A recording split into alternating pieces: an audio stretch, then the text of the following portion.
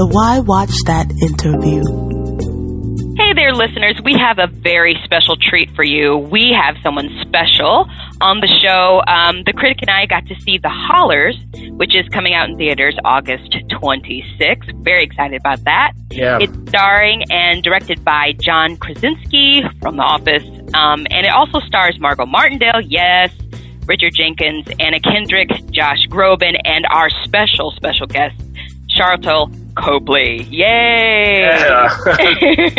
You know Sharlto from District 9, the Oscar-nominated film Elysium, Chappie, Maleficent, and the TV show on the PlayStation Network called Powers. So first off, Sharlto, welcome. Thanks for having me, guys. Great. Now listen, you get the Best Name in Showbiz Hollywood Award. I thought I was going to get the most difficult to pronounce name in Showbiz Award. I hope I'm not murdering the name. I sort of don't really listen to how people pronounce my name anymore. I just sort of let whatever goes slide. Honestly, I don't really notice. I wasn't paying attention if you pronounced it correctly. You know, the trick is to say it really fast, and then maybe you won't notice. And you sort of gloss over it. You know, that is what sort of often goes down. I probably, all things considered, I might have sort of maybe changed my name if I was trying to be a movie star with a movie star name. I should have thought that one through. But I was too old and developed at the time. I was like 34 at the time I did District 9. I was pretty much attached to my name. I'm like, no, man, I'm me. I'm good. Whatever happens. Well done. Well, listen, The Hollers, I enjoyed it so much. It's an endearing film with such a stellar cast. And, we totally believe this family and all their craziness. It's such a ride. Tell us how you became attached to the project. I knew John Krasinski through Emily, actually, and he called me and said he wanted me to play this role and play his brother. And I read it, and I thought the character would be fun. I'd been looking for something, frankly, where I didn't have to kill anyone or wear my makeup on. Really, I was like, you know what? I just want to do some proper acting that's like in a drama, like small movie where I don't die and my mother can watch. And so this came along, and I was like, "This is great. This is perfect." I was like, "Yes, I'll take it." Yeah, great. And, speaking of John Krasinski, we mentioned he directed The Hollers. He's also one of the principal actors. What was that like, Sharlto? What was it like to be directed by him, to act with him all at the same time? It was really interesting because it was the first time that I've done a movie with an actor-director, and so I was curious to see how that would go. I pretty much figured that he would be extremely stressed by the end of the film, and a lot of stories you hear of actor directors, they are. And I've seen, I know what it takes or the toll it takes on directors, and John was producing as well, by the way. Wow. He, when a location doesn't get cleared at the last minute or something, he's got to go behind closed doors and try and do something like actually hands-on producing. So I said to him, I don't know how many episodes of The Office he directed or how much he had done, but he really just looked like sort of a veteran at it. It was quite something. He would just sort of shift in front of the camera, behind the camera, effortlessly. And most importantly, he just created an incredibly, as I suppose would make sense, as an actor, you would create a great space for other actors, you would assume. Yeah. And that did happen. He made an amazing space for the actors and just kept the pressures and stuff that he was facing, because he was facing them, but he just kept them totally away from us and handled them, somehow quietly without us hearing about it or seeing cracks sort of on him at all. It was an incredible space and, as you say, an incredible cast too. Yeah. So you play Ron Holler, the son and brother who seems to keep coming up short in life, and we watch him, and it's sometimes hilarious, but we watch him struggle to find his place in the family. How did you approach finding the balance between Ron's tragedy and comedy? They're so closely linked, tragedy and comedy. Tragedy is comedy from a far enough distance. Every family fight you've ever had is funny if it wasn't you in it. True, that's so true. On it. And I think with Ron particularly, it was a little tricky in the sense of tone, because he was the craziest, if you will. I mean, for me, this is like one of the straightest characters I've ever done, but in the bunch, you know, against like John playing his guy, my guy was, you know, a little out there. And so it was very important for us not to have him be in a totally different film from the others, because he does do some pretty wacky stuff. So I think we just tried to play some things that are a little on edge, you know, with real truth. So, like, for example, the idea that, you know, there's a scene in the movie where Ron is going to his, because now he's missing his ex-wife and his two daughters that he loves, and realizes as you know, that he's in the process of losing them, because they're now separated and divorced, sorry, and now realizes when there's a new man, Josh Groban comes in, the perfect man, who's a reverend in the movie as well, is now becoming, you know, the new father to his kids, and he's freaking out about it. There's a scene in the film where he goes to his old house to see, you know, who's this new man that's hanging around my kids and my wife, my ex-wife. And in the film, for example, we took something, you know, the idea that if you have an ex that you still like, the idea that you might have driven past her house or his house is relatively true, you know. Yeah, right. If you stopped in front of the house, you're starting to get a little more disturbing. And then if you were, you know, in Ron's level of like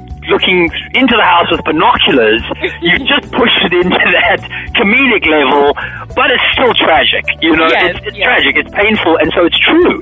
You have that feeling if there is an ex you love, and the house was down the road, or you did have the chance of driving past it, you may be inclined to do it. And so I think that was the thing, is to like you make sure the scene was true, and the film was written with so much truth, so much kind of universal truth, that it was just by giving a little bit of an edge at times, I think you could sort of make a scene a little bit funny, but also tragic at the same time. And speaking of depicting your characters' ups and downs, speaking of the writing, how much improv did you do, if any, when making this film? It's hard to say, you know, in terms of the percentage. We for the most part, we stuck to the script. The script was very, very solid, and we all felt good about the lines in the script, the setups in the script. We changed, you know, a few things here and there and threw in the odd little word and stuff, but very few. Like, we didn't do an entire scene that was improv or anything like that. Mm-hmm. So, speaking of just hollering, the opening scene is, when I went to the screening, everybody was just laughing so hard. And, you know, right off the bat, you get this real sense of, you know, the relational dynamics of the family. What was it like working with veterans, Margot Martindale, Richard Jenkins, who we love, and of course Anna Kendrick, and your hilarious scenes with Josh? I mean, all of these actors, you know, and it's difficult because I've worked with a lot of great actors on stuff, and so I feel very fortunate. In this case, where you had to play a family, it's a little scary going in, because you're really hoping that there's going to be a chemistry. You know, everyone's good, but that doesn't necessarily mean you have chemistry and that you energetically feel right. I was, for example, you know, I was a big fan of Richard Jenkins. I'd seen him play fathers many times. Yeah. And I thought, I kind of look like this guy. I feel like he could probably be my father, like genetically. He just looked at us. So I really want to make the audience buy that I am his son. You know, that was one of my biggest focuses, because obviously his and my relationship is so critical. And so I really made a lot of, you know, put a lot of effort into that. I wanted him to sign off on the accent and to sign off into, you know, and everything, because he's such a talented actor. And I mean, the same with Margot, and the same with all of them. But specifically, you know, we did a table read with John and myself and Margot and Richard as the family, when Margot and Richard had just arrived, and the two of us just watched them, and we kind of looked at each other, and it was like, it was probably the first time in my career that I've actually felt intimidated, where I just watched them reading scenes and just explore. They literally just instantly looked like they'd been married for about 40 years. Wow. It was, I truly have never seen anything quite like it, and I do think, and they both said it, you know, there is something to the fact that they are veterans, and they have been doing it a very long time, and they could literally just take a scene on the page and just execute it instantly. It's like a heartfelt scene, and Richard's just reading it, and I'm already feeling ripped up, and then suddenly he just snaps out of it. He's like, no, I think it's more like this, you know, I'm really sorry. And then, no, I think it's a little less, you know, boom, and it's like he's just working on a dial on himself and just turning it on and off. It was very inspiring and very it set the tone for us, you know, immediately. They held that space incredibly well. Wow. Okay, well, just shifting gears a bit here, back to something you mentioned earlier. You've typically been in sci-fi and action and adventure movies, that kind of thing, starting with District 9, which thrusted you into the spotlight. How did that experience change your career? Well, I mean, obviously changed it completely. At the time, I wasn't even trying to be an actor. I was on the producing, writing, directing side and going into that side of filmmaking. So it completely changed in every possible way my career options, my opportunities in the business, that film, and what Neil did in creating that space for me as an actor, certainly to just bring everything that I had to the table. It was very lucky. It was kind of one of those moments where the stars align and you just go like, wow, how did that happen? I couldn't possibly, as ambitious as I was and as hard as I'd worked up until that point in a variety of different projects, I couldn't really have made that happen myself. I couldn't force that. It's something beyond you that you can't fully understand, kind of just clicks into place. And in my life, in my personal life, obviously it made it extremely different in the sense of I moved out of South Africa. I live like a gypsy now, living around the world, and quite brutal on you when you had a pretty normal life up until 34 years of age, where I had an office that was 6 minutes away from my work, and realizing how kind of disorientating the business can be. Yeah. In no small part because of the constant travel, because you can't be in one place and just do all your work and go home. It's been an interesting time, and it takes work to stay grounded. It really does. It takes a conscious effort. Yeah, that's great. That's like real talk, right? So you've got the action thriller Free Fire coming out shortly with Brie Larson and Cillian Murphy and Armie Hammer, which presumably is quite different from The Hollers. Back to shooting people. Right, back to shooting innocent people. No confusion in the title there. The poster has bullets on it. But what kind of experiences do you walk away with from working on those two types of movies? You alluded to it a little bit earlier. I think it's very different for me to have come from doing studio films to going to do sort of festival movies, and I sort of, at a certain point I was like, I want to go to a festival. Like, what's it like to go to Toronto or London or Cannes or any of these things? I really want to go. And to have two of them, we out in Midnight Madness again, and Hardcore Henry, the movie I did, previously premiered at Midnight Madness. So I'm back to Toronto this year with Free Fire, and we're opening the London Film Festival with Free Fire as well, which is very exciting. And it's great, man. You really do feel like you're making art when you work with these people, whereas on the other stuff, maybe not as much. Neil Blomkamp's stuff always felt very artistic to me, albeit, with a more commercial spin on it. But these are such movies with such sort of auteur directors that are making something really personal and artistic to them, that it's a very different feeling. You sort of feel more like a family, I suppose. There's more investment in it. There's more investment in the film. It's less like a corporate gig and more like just a real job that you're all doing together. You're making less money. You're doing it more for the art of it, I suppose, which is what the vast majority of us, I guess, want out of the business. And I feel very lucky.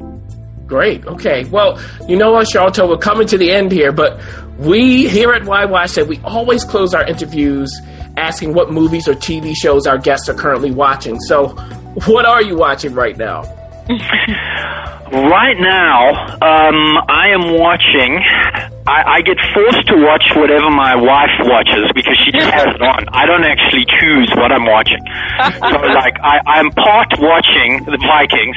Okay. I'm about to start watching South Park, which I understand is coming back. So that is what I will be watching without even needing my wife's prompting. Well done. Thank you so much, Sharlto Copley, for joining us on Why Watch That. Again, The Hollers are it's going to be in a theater near you August 26th, and we're excited for the rest of the world to catch it because you're going to have a good time when you sit down and watch that movie. Thanks again for joining us. Thanks so much, guys.